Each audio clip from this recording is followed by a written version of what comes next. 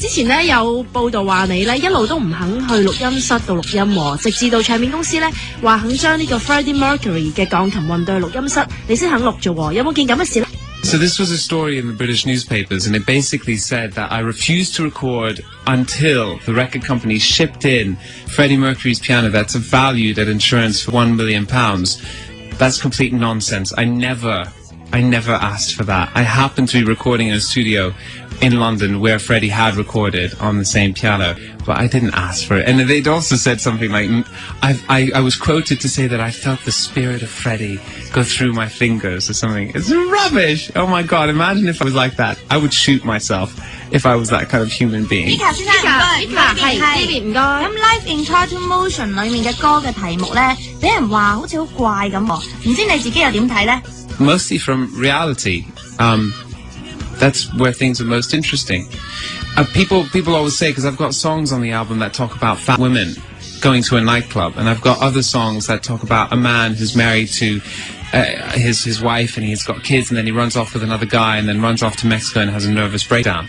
And people ask me, isn't it strange? Why do you have all these strange subject matters? Isn't that weird?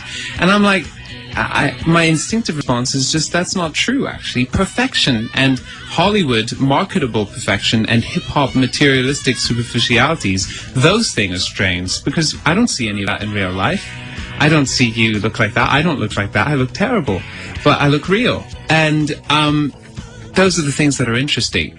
In a way, fat women are not strange in the slightest. It's reality. It's just no one puts it into pop songs. Well, at least not that often. So I really get it from everywhere.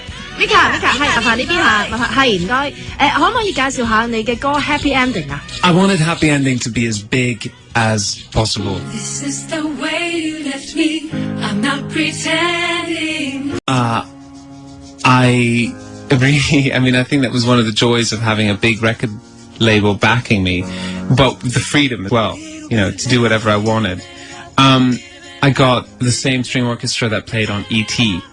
I got the same choir that sang on the Michael Jackson records. I really had fun with that song. It's about a couple things. It's not really about a breakup song. I wrote it when I wasn't even going through a breakup.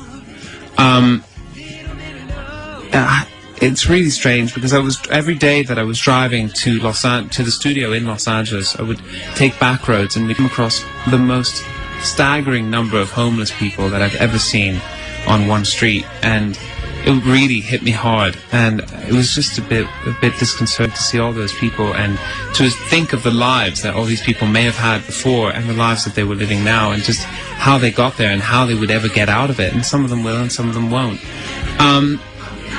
I think if I ever make a video for Happy Ending, it's going to be about homelessness, and I'm just going to leave the whole love subject matter behind because it doesn't feel relevant anymore.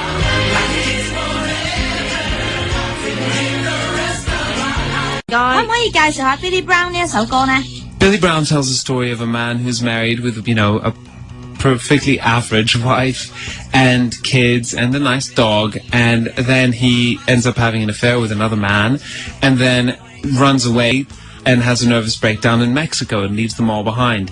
That's it. The story ends there. It's inconclusive. It's a mini saga, and it's fun. And I just thought it was such a brilliant little story to put into a pop song, and I just thought, why not?